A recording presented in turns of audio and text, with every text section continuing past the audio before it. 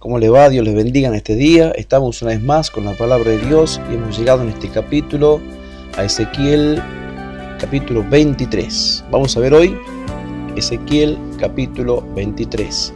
En este capítulo veremos cómo Dios habla a través de una parábola diciendo que las tribus del norte vendrían a ser con las tribus del sur prácticamente como dos hermanas, una hermana mayor y una hermana menor.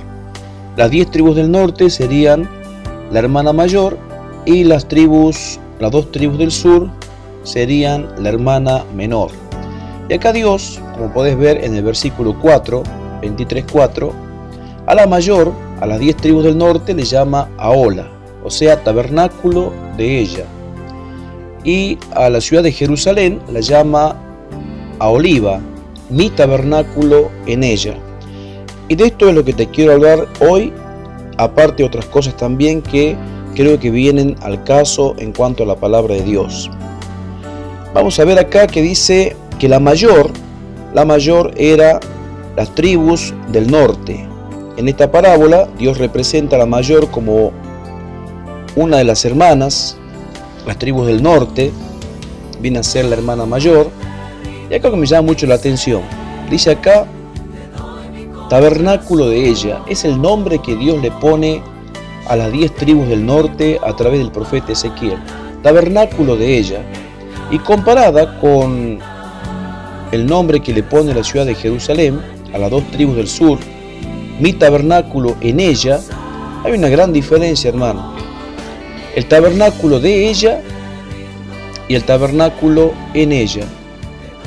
Sabemos nosotros, los cristianos, que el tabernáculo significa el lugar donde Dios tiene su morada, como pasó también allí en el desierto en la época de Moisés, como pasó también en los templos en los cuales eran dedicados a Dios, sobre todo en la época de Salomón, donde estaba la presencia del Señor. El tabernáculo es la presencia del Señor en medio de su pueblo. Las 10 tribus del norte tenían su propio tabernáculo. Sabemos nosotros que desde la época de uno de los hijos de Salomón, de Jeroboam, había permitido este rey que se adorasen a otros dioses. Y por esta razón, las 10 tribus del norte habían desarrollado su propio culto. O sea que tenían su propio tabernáculo. Era el tabernáculo de ella. En cambio, las 2 tribus del sur, allí en Jerusalén, tenían el tabernáculo en ella, o sea, el templo en la ciudad de Jerusalén. Y de eso te quiero hablar hoy. Hermano querido, yo he visto y sigo viendo muchos cristianos que son como las 10 tribus del norte. Tienen su propio tabernáculo. Adoran a Dios o sirven a Dios o tienen sus propios dioses en sus propias vidas.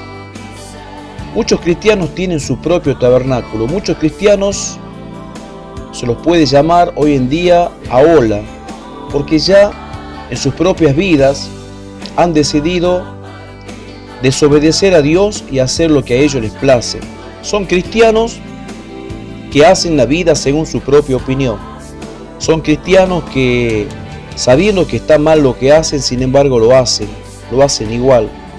Son cristianos que engañan, son cristianos que traicionan, son cristianos que mienten, son cristianos injustos, son cristianos que no temen a Dios. Tienen su propio tabernáculo, así como lo tuvieron las 10 tribus del norte. Pero gracias a Dios, que también están aquellos hermanos que tienen el tabernáculo de Dios en el corazón, o sea que tienen el tabernáculo en ella, como fue el templo de Jerusalén, donde estaba la presencia del Señor. Y damos gracias a Dios por estos hermanos fieles que temen a Dios, que aman la justicia, que aman el amor, que aman la verdad y que sobre todas las cosas quieren obedecer las directivas del Espíritu Santo, la guía del Espíritu Santo, andar en la luz y no en las tinieblas, vivir libres del engaño, vivir libres del egoísmo, vivir libres de la avaricia. Estos cristianos son pocos, pero gracias a Dios basta solamente con el Señor para que el Señor pueda seguir haciendo avanzar su reino en medio de las tinieblas. Así que acá nos habla Ezequiel capítulo 23 de las tribus del norte y de las tribus del sur. Las tribus del norte tenían su propio tabernáculo, así como hay cristianos hoy que tienen su propio corazón y no el corazón de Dios. Así también hay cristianos que tienen el corazón de Dios, como las tribus del sur. Pero muchas veces podemos encontrar cristianos que no están ni de un lado ni del otro. Yo podría decir que están en el límite entre la frontera de las 10 tribus del norte con las 2 tribus del sur. O sea, están con un pie en una tribu espiritualmente, con el otro pie en otra tribu.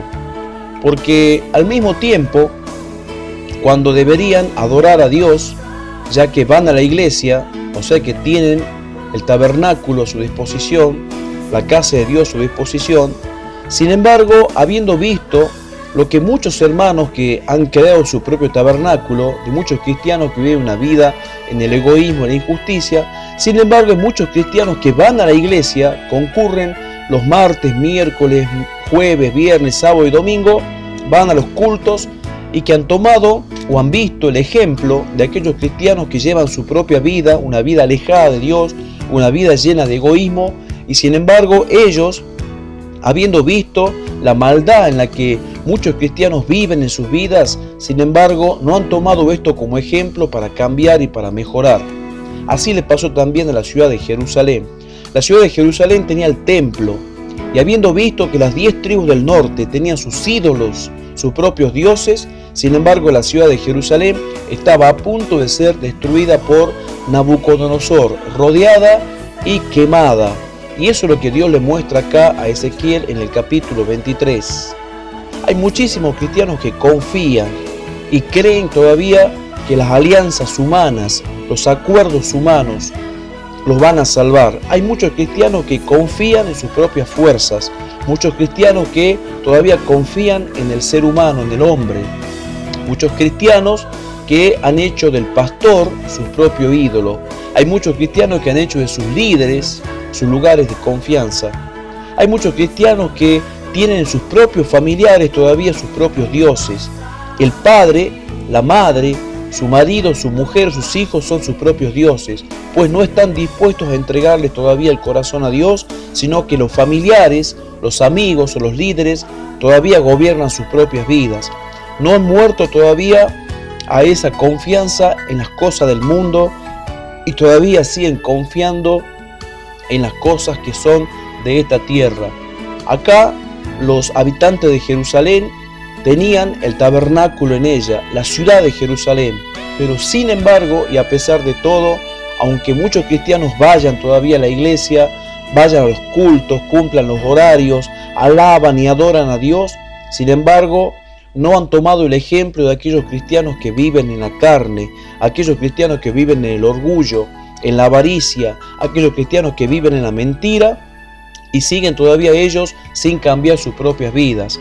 Es de sabios, hermanos queridos, de que nosotros los cristianos observemos a otros cristianos que viven mal para que nosotros no cometamos los mismos errores. La palabra de Dios nos enseña que las cosas que se escribieron en la palabra de Dios han sido escritas para nuestra enseñanza, para que nosotros, según la Biblia, no cometamos los mismos errores que cometieron muchos.